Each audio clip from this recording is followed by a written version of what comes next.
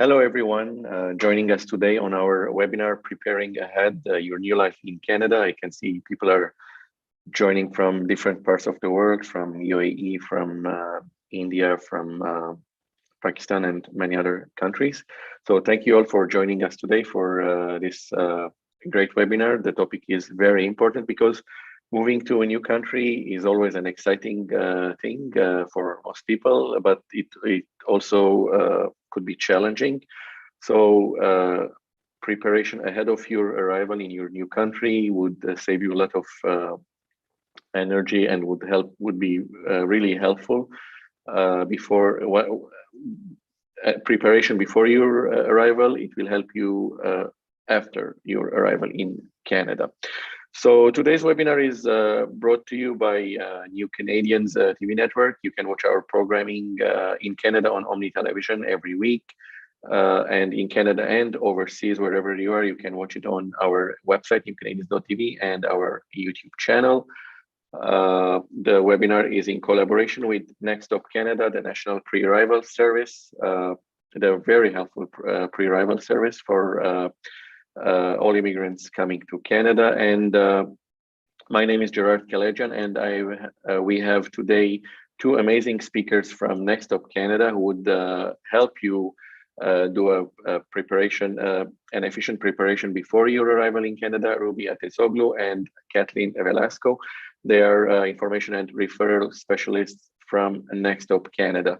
And a reminder that today's topic is preparing ahead your new life in Canada. So if you have any questions to Kathleen and Ruby, please do type them in the Q&A tab on Zoom if you're joining through Zoom, or if you're watching us on YouTube where this session is being live streamed, just type them in the chat field, and Ruby and Kathleen will answer them at the end of the webinar after their presentation part.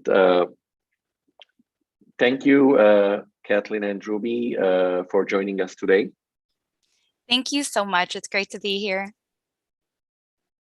So the mic is yours, Kathleen. The volume is yours. Give us all the information everyone is waiting for to plan successfully for their Canadian journey. Awesome. Thank you so much. I'm just going to go ahead and share my screen. There we go. I just want to make sure everyone can see it. Okay. Alrighty. Hello, everyone. It is great to see you all here today. Welcome to today's webinar on preparing ahead your new life in Canada, as Gerard said, brought to you by the YMCA of Greater Toronto's pre-arrival service, Next Stop Canada, which is funded by Immigration, Refugees and Citizenship Canada. Again, before we begin, we would like to thank you all so much for joining us today, and I'm going to pass it on to Ruby to start us off. Thank you, Gerard and Kat. Okay. So I am very excited to be here. I hope this webinar is helpful for a lot of you. Let's go over our plan for today before getting started. So we'll start by discussing some official documents to bring with you to Canada, then move on to how to find a place to live in Canada. Then we'll talk about starting your job search in Canada before you even arrive, followed by how the education system works here. Importantly, we'll also give information on healthcare in Canada. We get a lot of questions on these, so hopefully we are able to provide useful information. Then we'll discuss improving language skills before and after you arrive. Finally, we'll wrap up by going over how to get to know your destination city or province, as well as preparing for your arrival.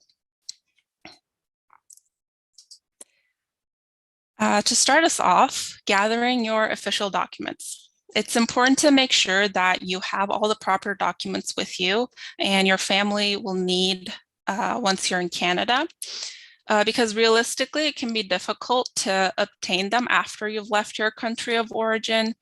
So please take your time to gather them before you even head out. And when you're putting together your documents, it's important to get them translated to either English or French, depending on your destination.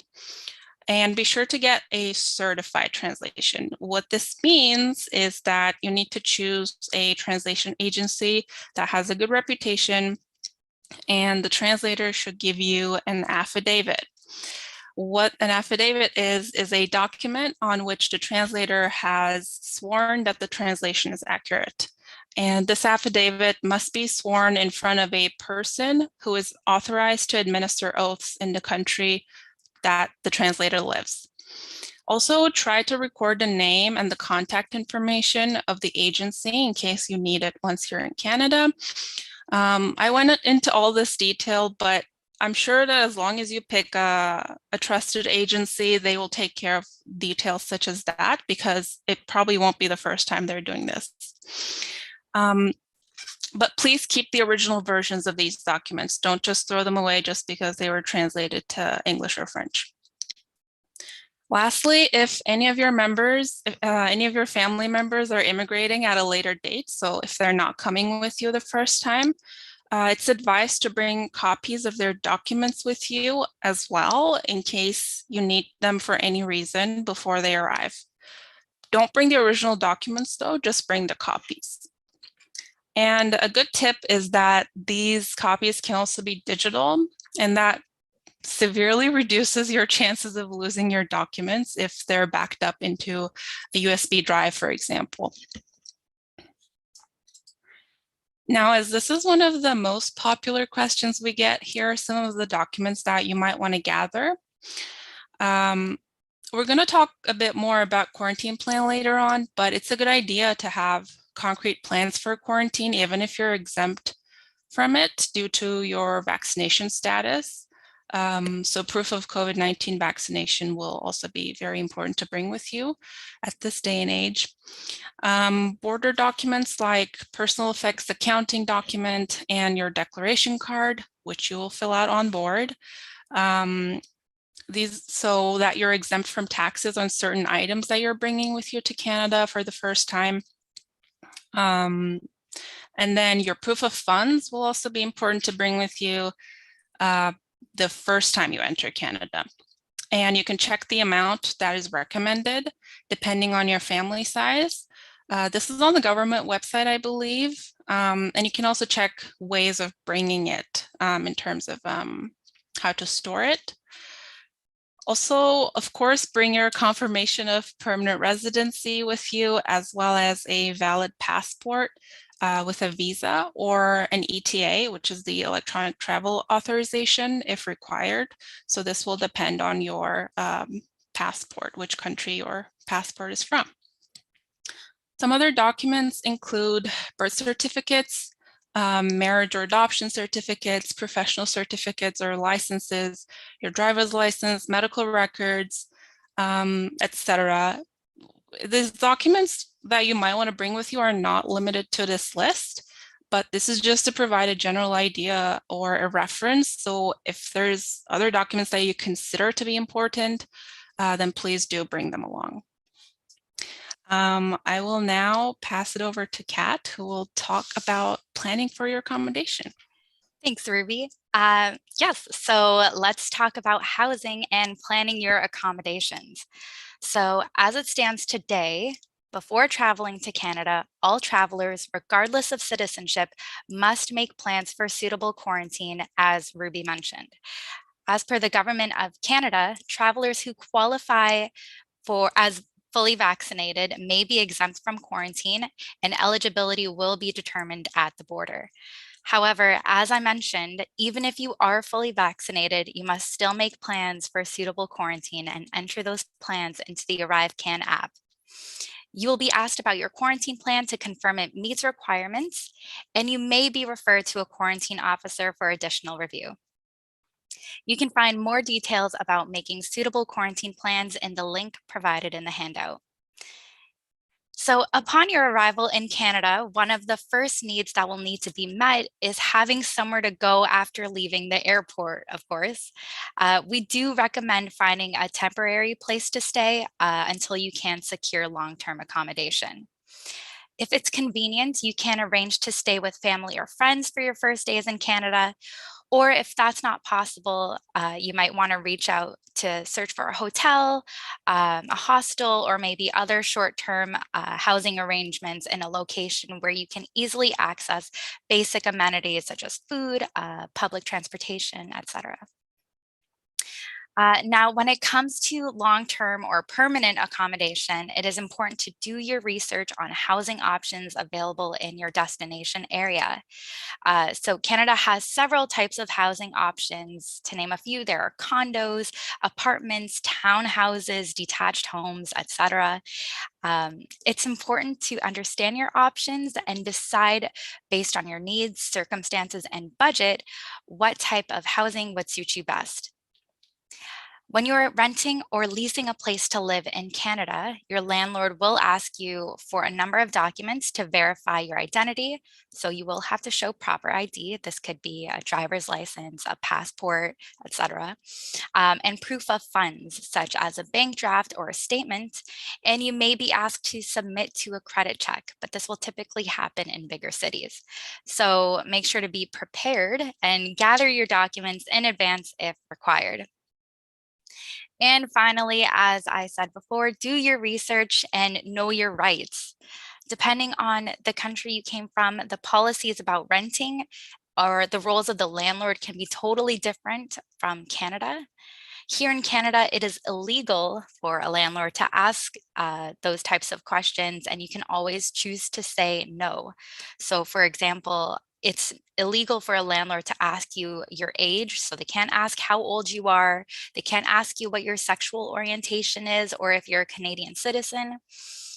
In Canada, your rights as a tenant are protected, and it's important for you to learn about them so no one takes advantage of you. From my personal experience, when I was searching for my first apartment, budget was very important for me. And I wanted to make sure that utilities such as water and electricity were covered. So that was kind of key in my apartment search. Ruby, how about you? Was there anything you were searching for when you were looking for your apartment? For me, the most important thing is always if it's close to a subway station or at least ease of access to public transit, because I don't drive or I don't have a car. So this is really useful for me to keep in mind when I'm searching for apartments. That's a great tip, actually. Thank you for sharing.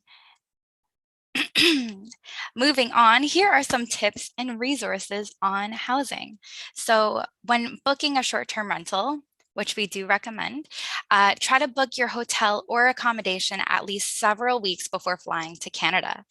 By booking in advance, you will likely save money and have a better chance of finding available rooms. To help you choose, most hotels do have websites with prices, photographs, a location map, and a description of the services that they offer. You can also find them on third-party websites such as Airbnb, hotels.com, or booking.com. Word of caution though, try to beware of very cheap hotels or hostels. They may be located in unpleasant areas or be of very low standard. So it's always best to initially stay in a location where basic necessities are accessible and read reviews. Now, let's talk about what help is available when looking for a place to live long term. Our first tip is to use a real estate agent when looking to rent or buy a place. A real estate agent will help you look for an accommodation based on your budget, type of house, or preferred location.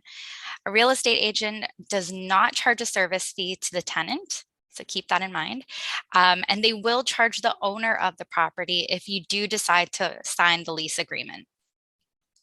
You can also use pre-arrival programs like Next Stop Canada, and we can connect you to resources and referrals for renting and housing.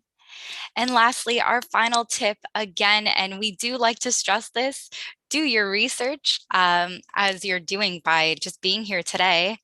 As discussed before, learning about your rights and responsibilities as a tenant can help you to protect yourself from being taken advantage of. In addition, gathering information related to housing can be beneficial to your search as well. You can check out the Newcomers Housing Resources portal and other resources provided in our handout after this webinar. I will now be passing it back to Ruby, who will share tips on preparing to find employment. Thank you, Kat. That was very useful information. All right. So I'm sure this is a topic going through a lot of your minds, so let's get into it. It is no secret that newcomers have a wealth of skills that are very desirable in the Canadian labor market. For example, most of you will already be speaking a different language too. However, they often face a number of barriers in finding employment. An effective approach to finding a job in Canada is to start preparing before arriving here, which helps make the job search and the settlement process quicker as well as easier.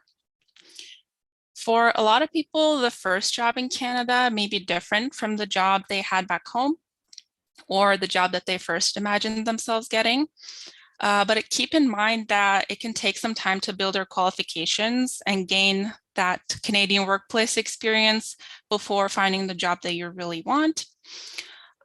Transitional jobs are a great way of getting used to the Canadian labor market. Generate income while you build your personal portfolio as well as your professional network, and as you develop your communication skills within the Canadian labor market.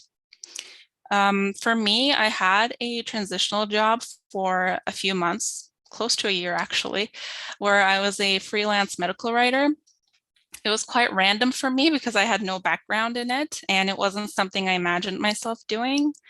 But it helped me look for other jobs because it was freelance and it was remote. So I had time to do some job search and get ready for what I truly wanted to do, as well as earning some income. Kat, do you know anyone who worked in such a job? I do actually. One of my very good friends, she was a teacher back home in Romania. And then when she came to Canada, she had to get her qualifications. And she basically, as you mentioned, just getting everything ready before she could actually begin teaching in Canada. So in the meantime, she worked as an early childhood assistant. That's an excellent example because it brings me to my next topic. When you're immigrating to Canada, your education, your work experience, your professional qualifications, as well as any licenses that you have, may not automatically be recognized in Canada because there are processes you have to follow to make sure that the education, the training, and the experience that you obtained in a different country are equivalent to the standards applied here. These are called regulated occupations in Canada, and they are usually in the fields of healthcare, engineering, skilled trades, many others. These occupations have set standards for how the profession is practiced and require a certificate or a license. And please note that standards can be different across Canada as well. So the engineering regulatory board in Ontario may be different than the one in Alberta, for example. But the Foreign Credentials Referral Office can provide you with valuable information on how this process works. The good news is most jobs in Canada are non-regulated, which means they don't require a license or a certificate. In these professions, the requirements vary between employers. So always be ready to show that you have the necessary or the relevant education and experience to do that particular job. Once again, the transitional job can be important for this too, while you're waiting to get your credentials recognized. Now let's talk about some tips on how to find employment in Canada. So learn about how to search for jobs first. Utilize pre-arrival services and resources. They can offer a lot of insight into the job market, especially as a newcomer.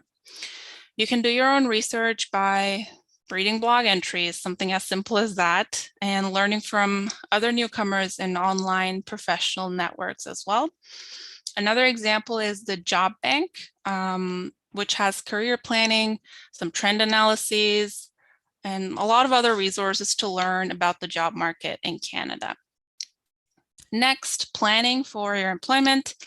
After thinking about your career goals and what you want to achieve in terms of your career here in Canada, learn about how to get your educational or professional credentials officially recognized.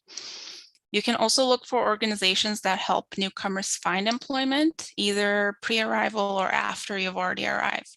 And another thing I want to mention before is that you might be able to get your credential recognition process started before you even arrive.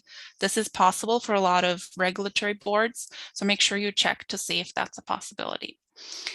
And finally, professional networking. This is highly important in Canada, and something I personally did not realize was so important at the beginning.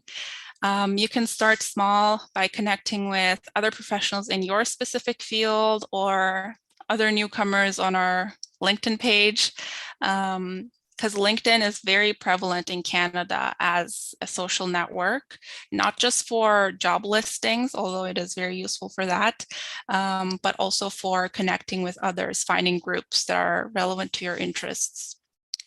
And you can also join some professional immigrant networks once you land. There are plenty of these in bigger cities like Toronto, Vancouver, Montreal, although you may need to do a bit more research for smaller towns or smaller urban areas. Lastly, I want to say that this part of immigrating can look a bit intimidating, and it does involve some trial and error as you learn more about the job market. So please don't be discouraged and trust yourself that you'll achieve your goals here. There's a reason you're coming here, and that is to have a good life, you know? Yeah, so I will pass it back to Kat. Thank you, Ruby. Now, switching gears, let's move on to the education system. If you need to return to school or have school-aged children, we do recommend doing some research on the education system ahead of time. This can help you familiarize yourself with the curriculum, the registration process, or admission requirements. Throughout Canada, education is the responsibility of each province or territory, and the various English and French language school boards are publicly funded. There are different levels of education. So these levels include preschool, which is also known as childcare. There's also elementary or primary school, which is junior kindergarten to grade 8. There's secondary school, which is also known as high school, that goes from grade 9 to grade 12. And finally, there's post-secondary school, which is college and university. School in Canada runs from Monday to Friday, from the end of August or early September, depending on where you live, toward the end of June. There may also be private or religious schools in the area where you'll settle, and the same education levels do apply. However, these schools could be outside the public school system, so they may require fees for admission. For the most part, the educational systems are similar across the country, but there are some differences between provinces and territories. For this reason, ministries or departments of education in each province are your main sources of information for anything related to education. They all have websites which you can visit to learn about the education system or find district school boards and potential schools to attend before you arrive in Canada. We have provided these links in your handout specifically by province, so you can easily access their website. We do recommend taking note of the admission requirements as well as deadlines for applying and registering for schools, colleges, and universities so that you're ready once you arrive. This will make sure that you don't miss important dates. And in addition, at the time of this webinar, with the current COVID-19 situation, some provinces have temporarily opted for online learning. So elementary, secondary, and post-secondary schools in some provinces have shifted to virtual learning environments as per their provincial requirements. Reopenings for in-person classes do vary, so we recommend checking with news outlets, provincial websites, and the websites of your preferred educational institution for updates on reopenings and COVID-19. Which brings me to my next topic, which is healthcare. So Canada has a fantastic healthcare system. It is designed to provide citizens and residents of Canada with access to healthcare, which is paid for by funds collected through taxes. As you may be aware, there is typically a waiting period before you're eligible to benefit from it, and this is usually a period of about 3 months. However, some provinces have waived their waiting period, but it can take a few weeks before you can gather the documents required to apply for your card. For example, maybe a letter to prove proof of residency. For that reason, you might opt to buy private insurance to cover your first month or so in Canada. And this will help take care of any emergency medical costs should they arise until you have access to government health insurance. If you're unsure whether you'll be eligible to apply for government health insurance once you arrive in Canada, check with the government of the province or territory where you'll be planning to live. They'll have a very thorough outline of eligibility criteria. Please note that not everything is covered by provincial health insurance. For example, dental care and most mental health services are typically not covered, as these services are offered by private practitioners. So, to apply for your health card, in case you were wondering, and to learn more about what is and what is not covered by provincial health insurance, please visit the respective websites to learn more about your province's health insurance plan. The links, which are province specific, are provided in the handouts. So we highly, highly recommend checking out the handouts. It has all the links to everything you need. In addition, we do recommend checking with your provincial government websites for updates on COVID-19. As mentioned, it'll have updates about restrictions, vaccinations, and the like, just because regulations do tend to change as they're updated and as the situation evolves. I will now be passing it back on to Ruby to share tips on improving language skills.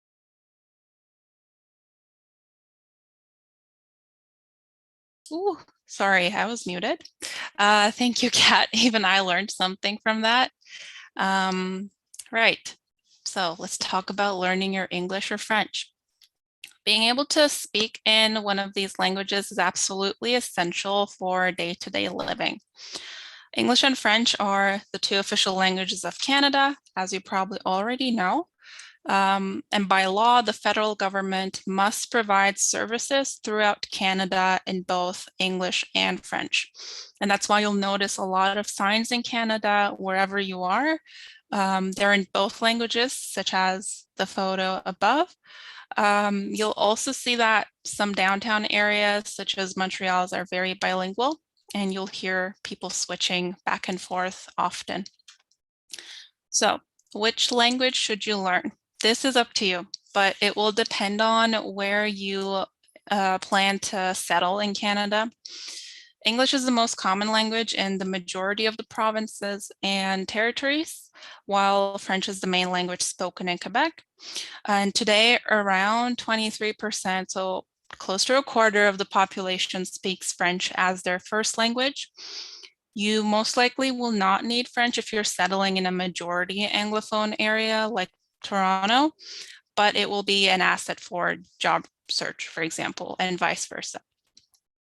But with Canada as a whole, being a bilingual country, there are also well-established French-speaking communities in Ontario, New Brunswick, Manitoba, and many other parts of Canada. So do some research on the place where you'll be living to see which language is most widely spoken in the region. It will be essential to learn at least one of these because communication skills may be the most important tool that will help you successfully settle in Canada and find a good job that you want. If you have some limited ability in either of these languages, we encourage you to improve or at least start to get a sense of how to improve it before you come to Canada. It takes time, takes energy and commitment to improve these skills, and you'll see that you'll keep learning naturally for years and years to come as long as you live here. So don't worry about being perfect immediately. With that being said, let's talk about some tips on how to. There are free resources that are available to you to improve your English or French skills. You can find the links to these in the handouts, so I won't be going into detail to all of them. However, what we want to mention here is that you should probably lean into both reading and writing and speaking and listening. That's why practice is crucial, either on your own, like reading newspapers or reading books, or with conversation groups if you are looking to practice your speaking skills, or even when you're shopping out there in real life and communicating with a shop owner. So continuous practice is key to improving.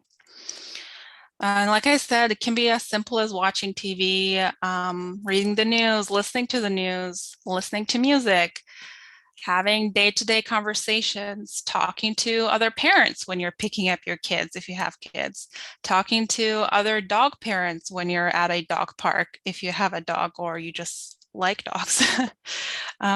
Those simple conversations can be meaningful in the long term. It does not have to be formal practice to improve your language skills.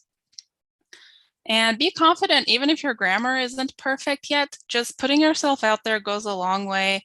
And people, from what I've noticed, really respect effort here.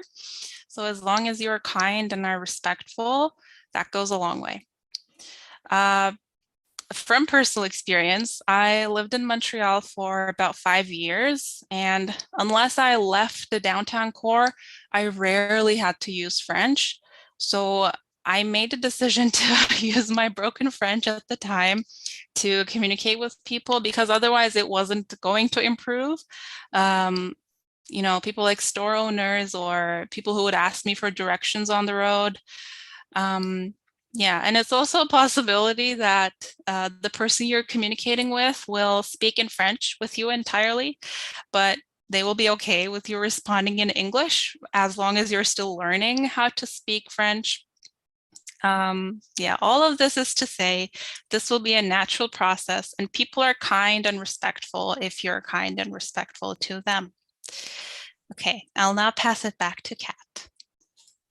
Thank you, Ruby. Those were great tips that you shared for improving language skills, and I might even use them myself so I can learn French. Now let's talk about getting to know your province or city. In this slide and the next, I will be reviewing some tips for preparing yourself for your new community, as well as providing suggestions for where to access this information. Starting off, we recommend taking some time to learn about the community you'll be living in so that you're ready for what's coming ahead. This includes getting to know its transportation system, its people, populations, neighborhoods, and even recreational activities in the city and more. This can help you feel connected with your new environment. All provinces and most cities and towns in Canada have an official website, which includes all the information provided by the provincial or municipal government, so you can get information there about your destination. It typically includes information about services, programs, and also recreational activities. So it's a great resource. You can also search for your destination on Google Maps and change the view to Street View to get an idea of the physical aspects of the community streets and houses in the neighborhood. Another thing you can prepare for is Canada's weather. The climate varies across the country, so do a bit of research to find out what the temperature and weather conditions to expect upon your arrival so that you can pack and prepare accordingly. For me, checking the weather before I go out is key to making sure I am dressed appropriately. Temperature and weather conditions tend to change a lot.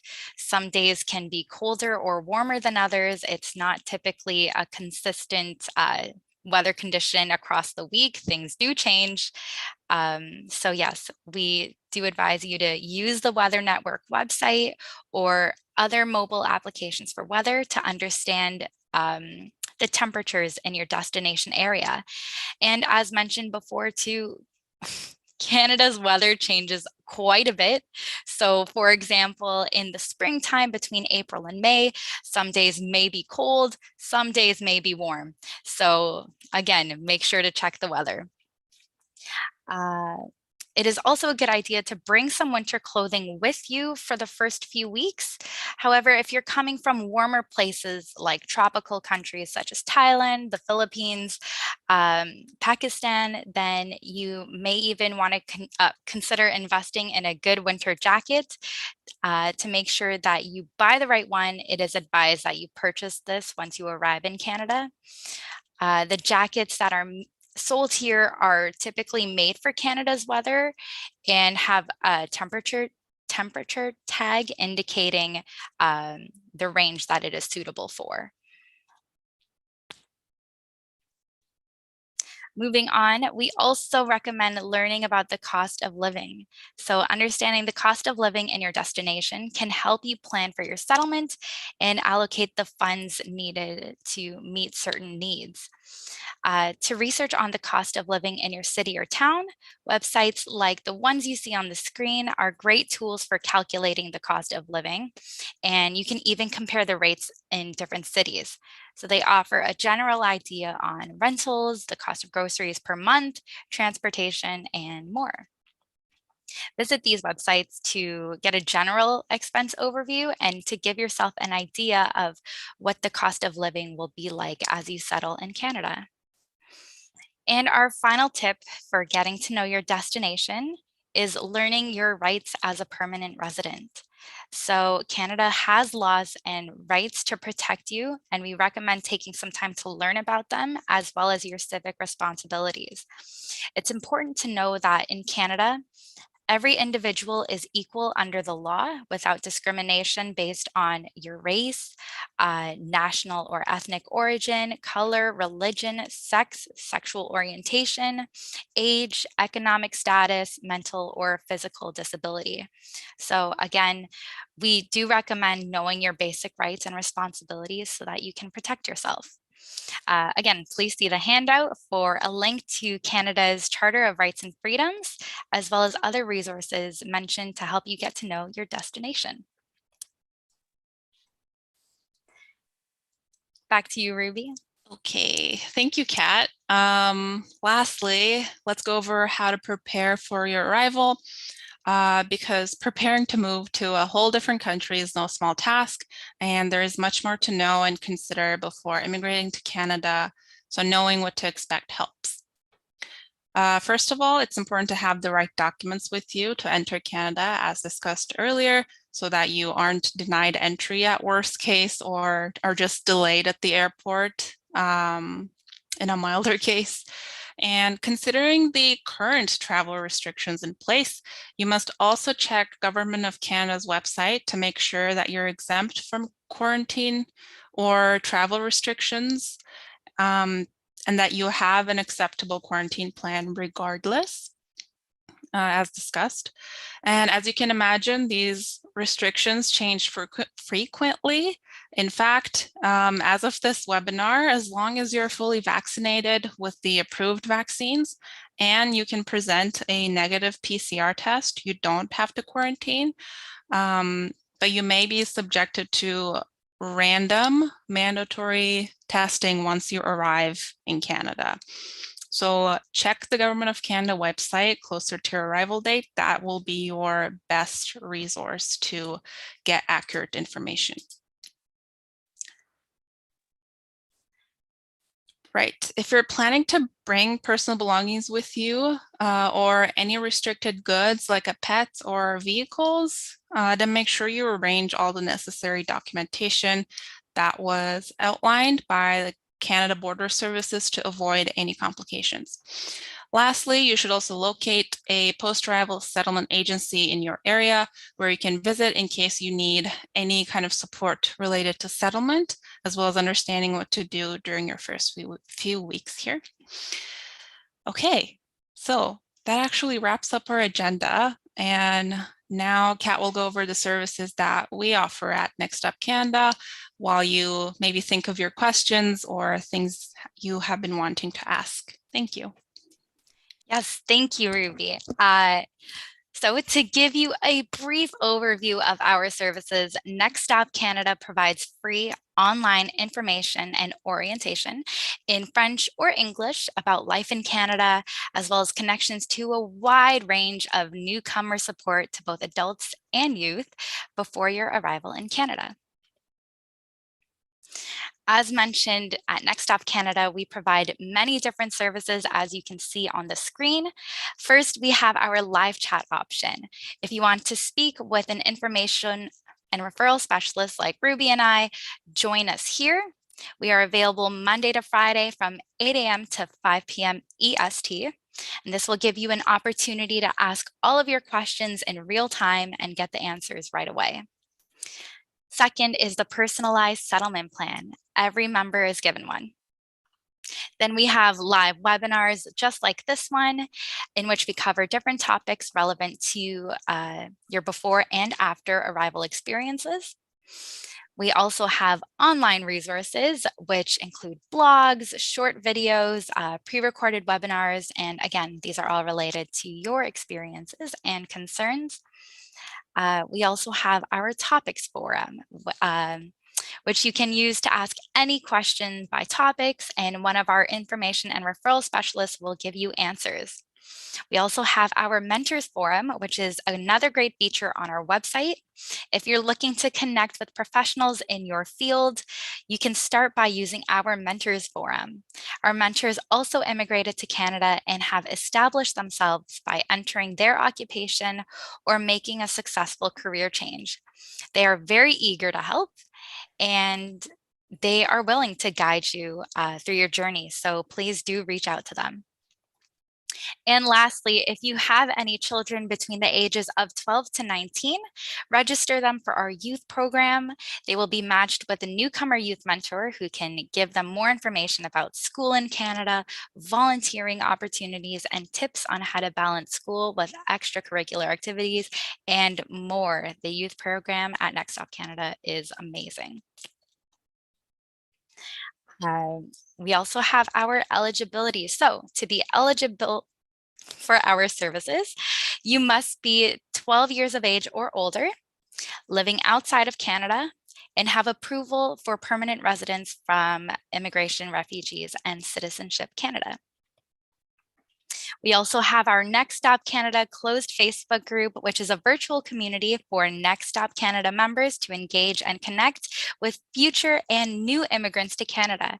You can share information, experiences, thoughts, insights, and any questions that you have about your journey to Canada. People love to engage in this Facebook group, so if you have any questions, people will definitely answer them. And in addition to our closed group, you can also follow us on Twitter to get live updates about immigration, settlement, and more. We are also on LinkedIn, where you can connect with us for professional networking and employment-related information. And finally, we have our main Facebook page that is open to everyone. Just search for Next Stop Canada and follow us on all these social platforms. We would love to connect with you. And if you're wondering how to get started, I've got you covered. First, visit us at www.nextstopcanada.ca, click register, fill out the registration page, and once it's confirmed, you'll receive an email with instructions to log into the website. You'll then receive an email from an information and referral specialist, just like Ruby and I, who can help you get started with a settlement plan. And that about wraps it up on our end. We can now get into the Q&A session. So as Ruby and Gerard mentioned, please feel free to drop your questions into the question box. And I will pass it back to Gerard. Kathleen, while attendees type in any new questions they might have as well, we already received some questions that we can start answering. So there are a couple of questions from Jeffrey regarding the lease. If the lease could be done, the lease of an apartment, could be done before arrival, and if that apartment also could be considered as the quarantine location. Ruby, is it okay if I take this one first? Oh, for sure. Okay, so we do recommend looking into short-term accommodation upon your arrival in Canada. As we said earlier in the presentation, it's so much easier to book a short-term accommodation than it is to try to lease an apartment while you're outside of the country. While you're in short-term accommodation, it'll be so much easier for you to find apartments, see them, meet with real estate agents or property owners or managers. And yeah, so short-term accommodations, they won't require all the documents that you'll need when you're trying to secure long-term accommodation. So yeah, as for quarantine place being the apartment to lease, unfortunately, this is unlikely because you'll likely be quarantining in a short-term accommodation as per your quarantine plan, whether it's with friends, family, a hotel or hostel, or Airbnb. And also, this gives you a chance to look for your long-term accommodations. Thanks, Gerard. Thank you, Kathleen. Another question from one of the viewers is about what's the best way to get from the airport to the destination, since most probably they won't have a Canadian credit or debit card. So how should they pay for the transportation? As soon as you arrive at the airport, you will be able to, if you don't already have any cash with you, you can get some at the airport. And a lot of taxis and taxis probably, they accept cash still. And if you're planning to use public transit, although I'm not sure if you are allowed to, please do check in with us on live chat or send us an email. But you will be able to get tickets with your foreign credit card, for example, for the public transit, if that's a possibility. Thanks, Ruby. There's another question. I'm not sure if you know the answer, but it's about the PCR test. If the PCR test is taken at the first point of entry or the final destination in Canada? I am not 100% sure. All I know is that if you're vaccinated, you might still be selected for mandatory arrival testing. This is random though, so it's not a guarantee that you'll have to take the test. However, requirements change all the time. I get very confused, for example. So do connect with us to get the latest news or check the website for more information. Yeah, that might be the best way to communicate after the webinar, and so that you have a chance as well to give them a full answer. Another question asked by one of the attendees is about how long it takes for the public health insurance to be issued for newly arrived immigrants upon arrival or application. So that's a great question. You may have received this answer earlier in the slides, but we can absolutely reiterate. So depending on where you'll be settling, there may or may not be a waiting period. If there is, it's typically 3 months.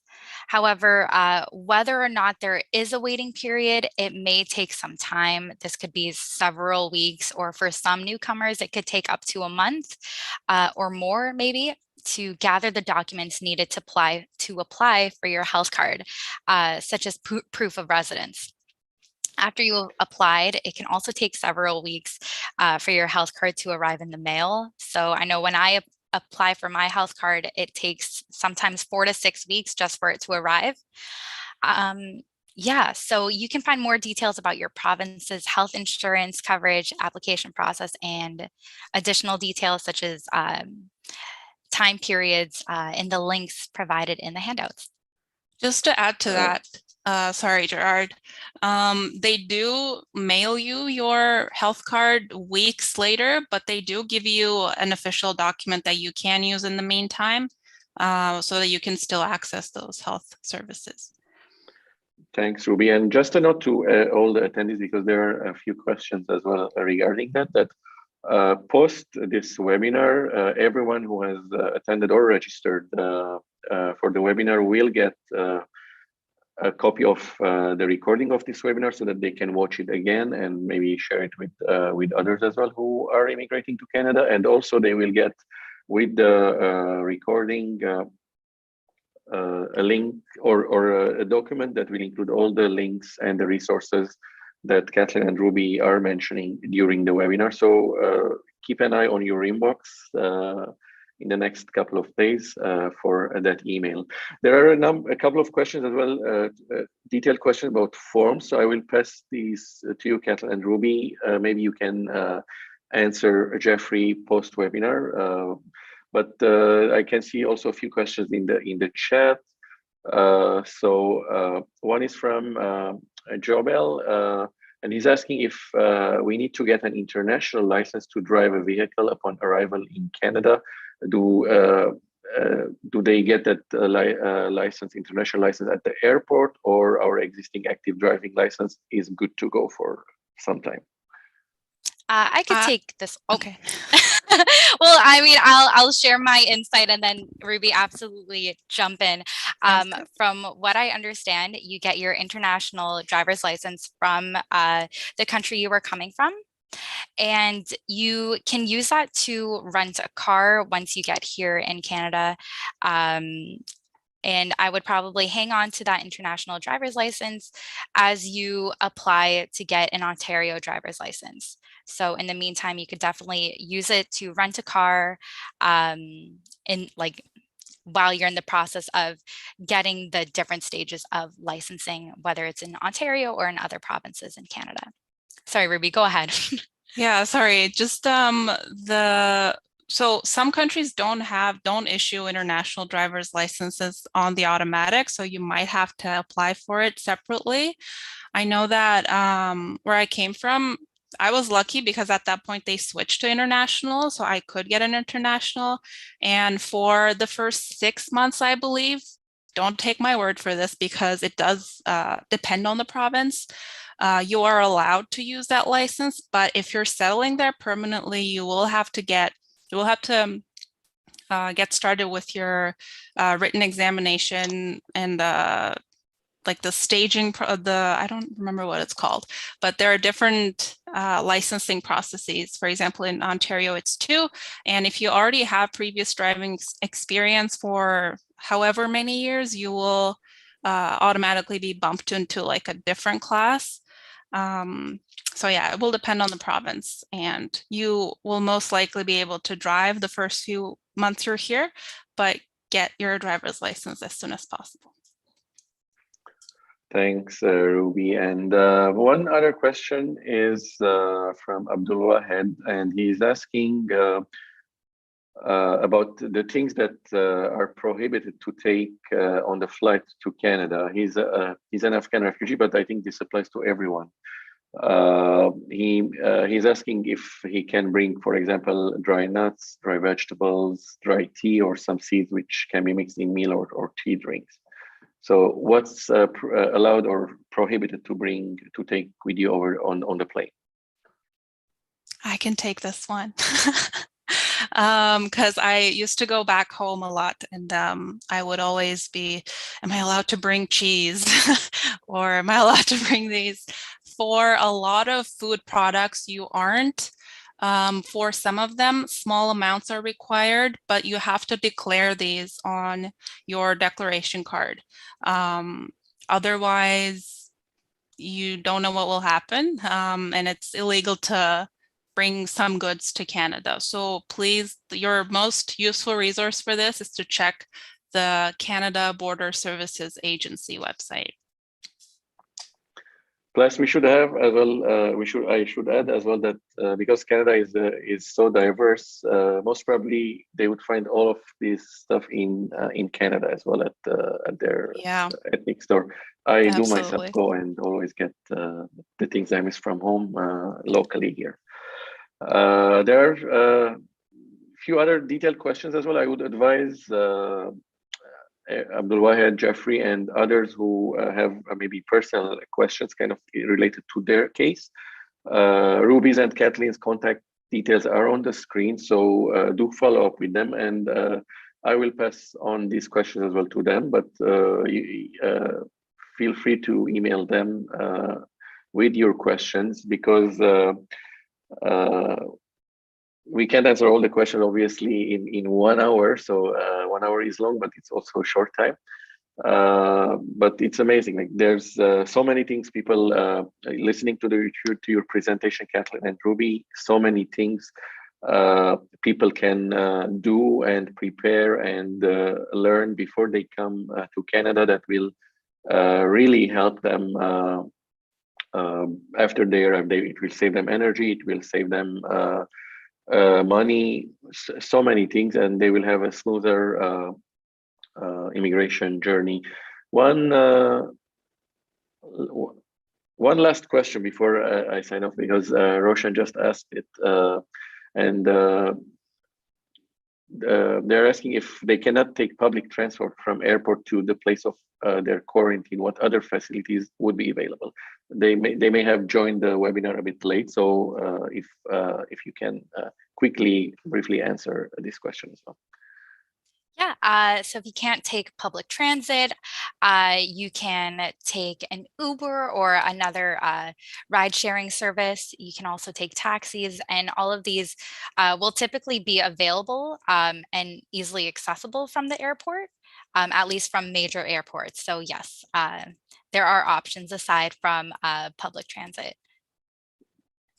And just to add, Uber does accept foreign credit cards, some of them. So you don't need to, a lot of the times you don't need to have a Canadian credit card to access those services. But it's always good advice as well, the advice you gave earlier, to have some cash with them just in case, to be prepared. So thank you, Kathleen and Ruby, really for the amazing information you gave. It's obvious from the feedback and the questions we get from attendees how they are interested in getting all this information to better prepare for their journey. And thanks to pre-arrival programs such as Next Stop Canada, they can do that easily and successfully, and be ready for an exciting Canadian immigration journey. So with this, we wrap up our webinar for today. It's our first webinar actually for 2022, preparing ahead your new life in Canada. So thanks again for both of you, and for everyone who joined us from Abu Dhabi, Dubai, Karachi, Bangladesh. I can see a few cities as well.